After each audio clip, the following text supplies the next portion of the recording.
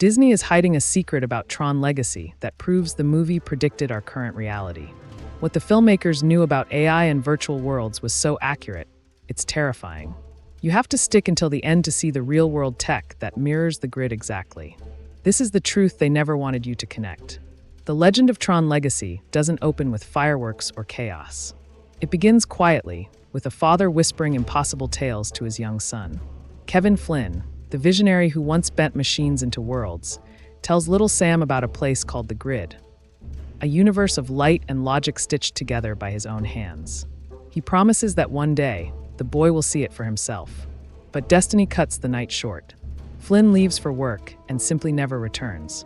No note, no farewell, just gone, like a signal cut off mid-transmission. With Flynn missing, his empire, NCOM, rottens from the inside. The boardroom hyenas seize control, and suddenly the dream of free innovation collapses into a hollow chase for profit.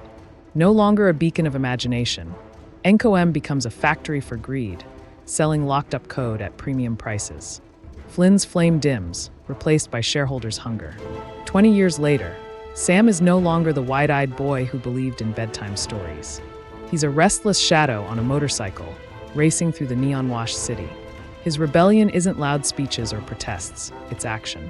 One night, he infiltrates the towering glass fortress of NCOM during a smug board meeting.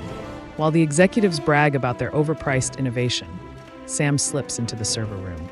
Fingers flying over keys, he cracks their system and uploads their shiny new software to the world for free. One click and the empire trembles. The fat cats stare in disbelief, their jaws heavy with outrage. But Alan Bradley, Flynn's loyal friend, the last torchbearer of the old dream, watches with quiet pride. Sam escapes in true daredevil fashion, leaping from the skyscraper into the city wind. But the law closes in, and soon he's shackled in a cell. By nightfall, money talks, and Sam walks free. That's when Alan appears, carrying a message no one should have been able to send. A page, yes, a page from Flynn's old number, the one that went silent decades ago. Alan tells him the origin, Flynn's abandoned arcade. Dusty, forgotten, frozen in time. Sam goes there, flashlight slicing through cobwebs and silence. The air feels heavy with secrets. He finds a hidden door behind the Tron machine, leading down into a bunker of relics, his father's untouched command center. Ancient computers hum awake under his touch. And then, in an instant, reality tears apart.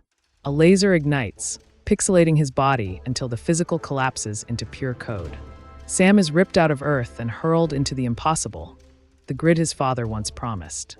The streets glow with electric veins. Towering spires hum with raw energy. But Sam has no time to wonder.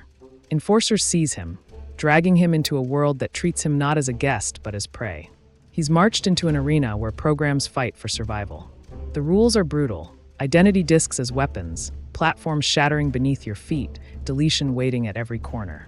Sam fumbles at first, but instinct sharpens fast. He dodges, counters, flips the game itself.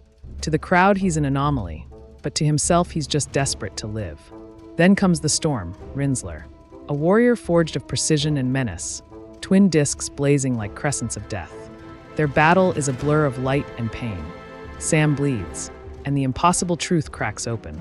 Blood, a user, not a program. Rinsler halts, and the entire arena freezes. Sam isn't just another competitor.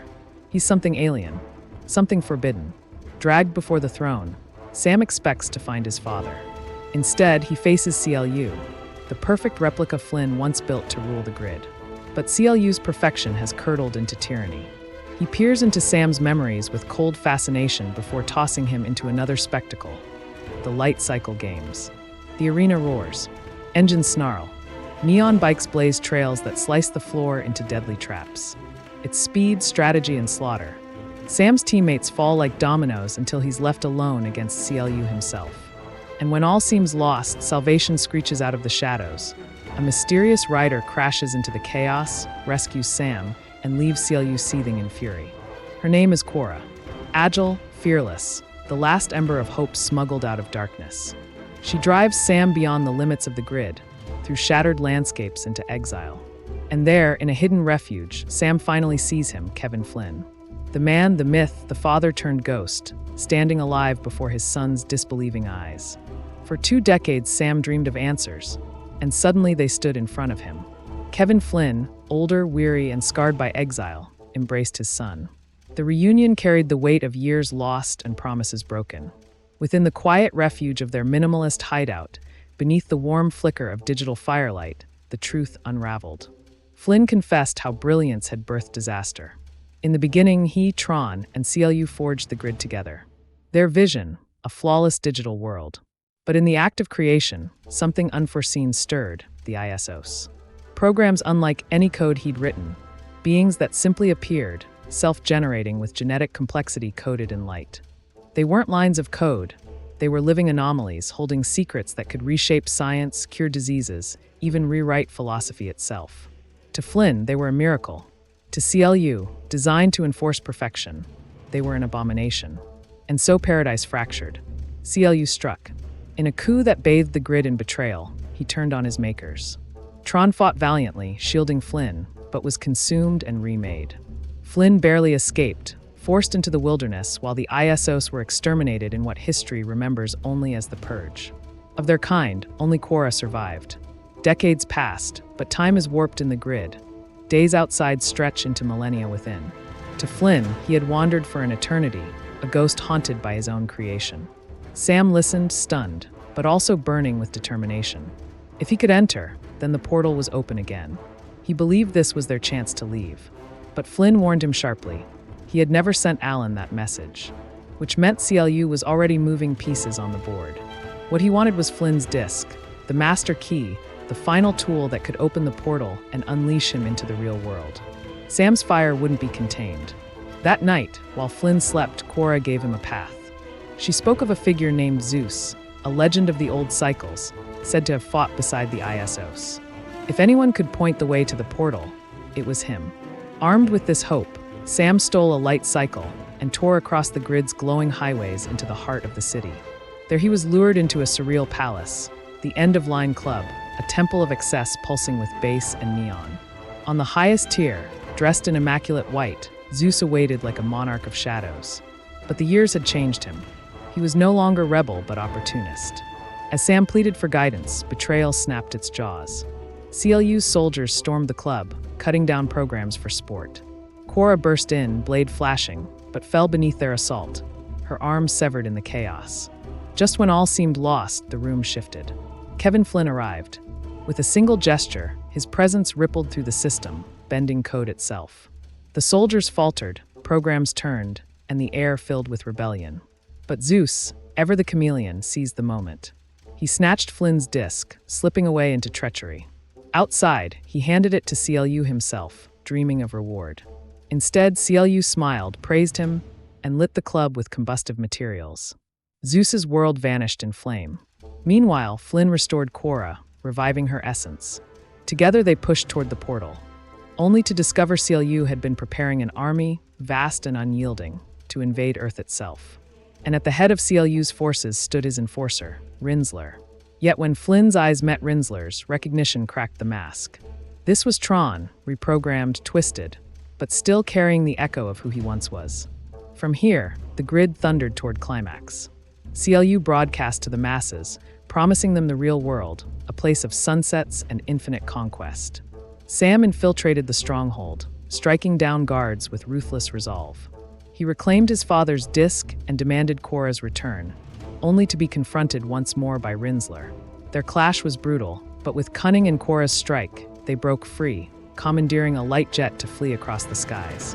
The chase was relentless. CLU's fleet descended, dogfights ripping open the dark. Sam manned turrets, shredding pursuers, while Quora maneuvered with impossible grace. Still, Rinsler descended, cutting through their defenses. But as his blade neared its final strike, memory overwhelmed him. Flynn's voice rose from the past. "You fight for the users." In that instant, Tron awoke. He turned, breaking his chains, and hurled himself at CLU, sacrificing everything to give them hope. Sam and Quora surged toward the portal, but CLU awaited them like a shadow of fate. Father and son stood side by side as CLU lunged, striking with fury. In the end, Flynn made the only choice left to him. He fused with CLU, dragging his corrupted creation back into himself, collapsing the system in a wave of obliteration. The grid consumed its tyrant and its maker. Sam and Korra, disc in hand, leapt through the portal, reborn in the world of flesh and sky. For the first time, Korra saw dawn, her digital eyes reflecting a real sunrise. And Sam, scarred yet awakened, carried the legacy of a father who sacrificed everything so that the dream might live on. Do you think Tron Legacy deserved more love when it released? Was it the vision of Kevin Flynn, the rise of Korra, or Daft Punk's legendary soundtrack that made it unforgettable for you? Should Disney revive the grid for a new era? Share your thoughts in the comments and subscribe for more deep dives into cinema's most overlooked masterpieces.